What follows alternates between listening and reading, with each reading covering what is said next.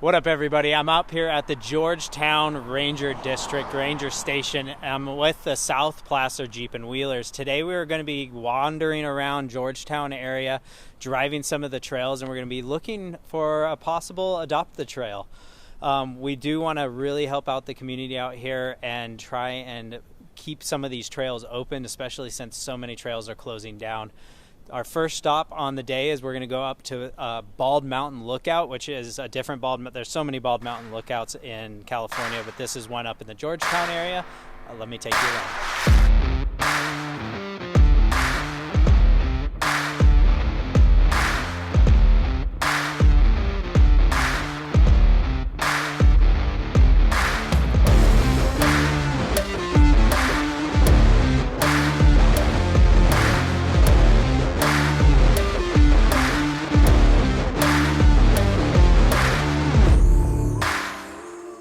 So we just drove up the road a little ways from Georgetown, and we're actually at the Bald Mountain staging area. A lot of people can park. You can actually camp, disperse camp in this area, and there's a vaulted toilet on the other side of me.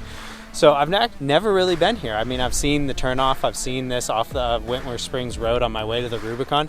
This is a really nice area. This is a very easy area to get to, and for dispersed camping, not too shabby. The only downside really is it's on top and it's not down by some water. But maybe we can find some a little later.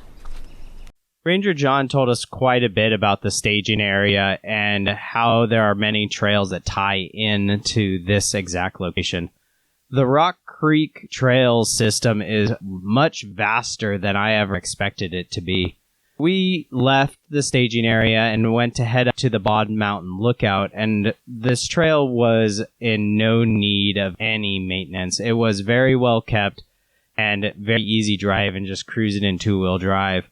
It turns out that the trail is maintained by the television stations. There's a ginormous antenna up here at the top that broadcasts all the TV stations out into the surrounding areas.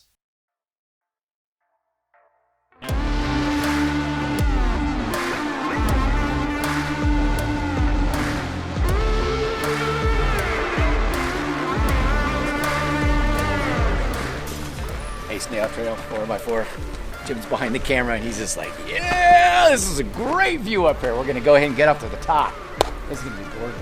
So what an absolute treat. We're out here exploring these trails. We came up here to Bald Mountain, and they invited us up actually on this fire tower in the lookout. You can just see this view behind me. You can go all the way back to Folsom. You can see out to Sacramento Valley. The other direction behind the camera here, you can see out towards Loon Lake and the hills up beyond the Rubicon. It's just an absolute gem of an area, and I'm shocked that I've never been here. It's actually so close and so amazing that, I mean, it's worth the drive. I think people should come out here. It was really easy. I think the stock Tacoma could have made it. Bobcat didn't even come out as two-wheel drive, but worth the view, especially if they allow you to come up onto this fire lookout. This is cool. This is really, really cool.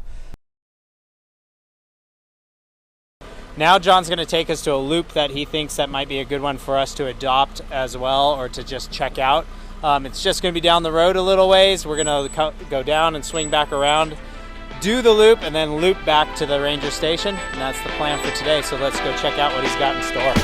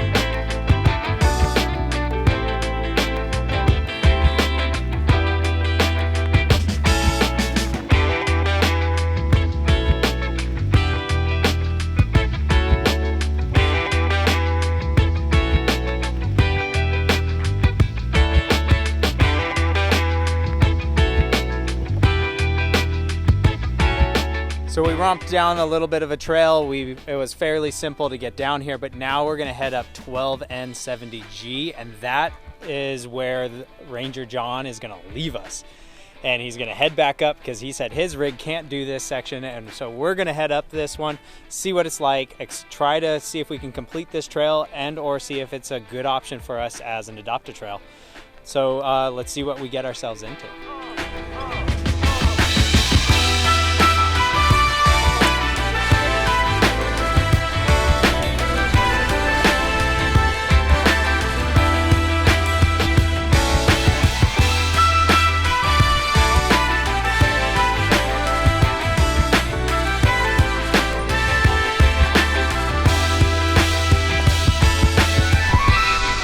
There's some gnarly logs that were on this road here, so those we'll probably end up having to take care of sometime. Yeah, I'm thinking this is not a well-used trail. A lot of new growth real close and on the road.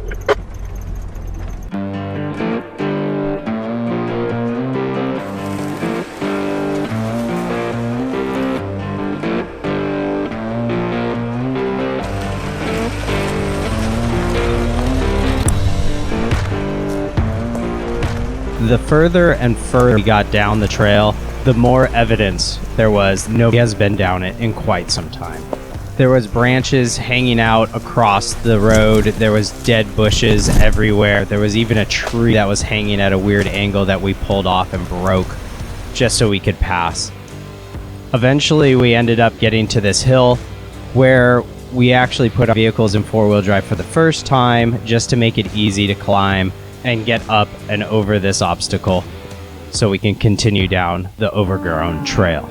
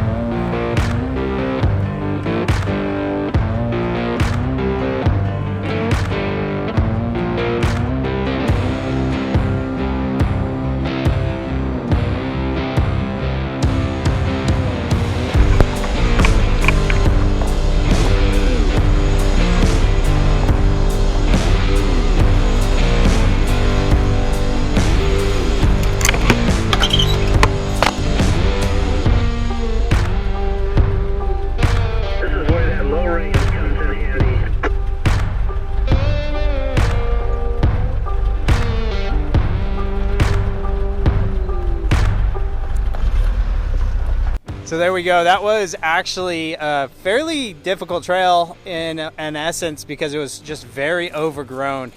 I did have to put it in four-wheel drive to get up that little hill, just to make it a little bit easier on the rig and everything.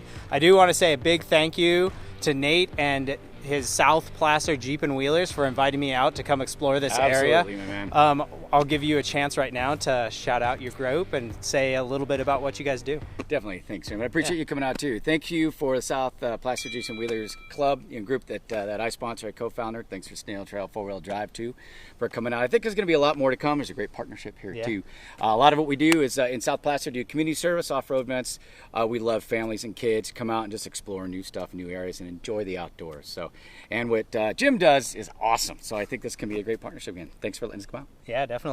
We're going to still explore this area some more. Not sure if this is the exact trail that we want to claim as Snail Trail or South Placer Jeep and Wheelers. This trail definitely needed some maintenance, but we'll just see what's to come. We're going to come out here a few more times, try some different areas, and explore this beautiful countryside. And so I'll bring you guys definitely along for the ride. Appreciate everything, and don't forget, keep crawling.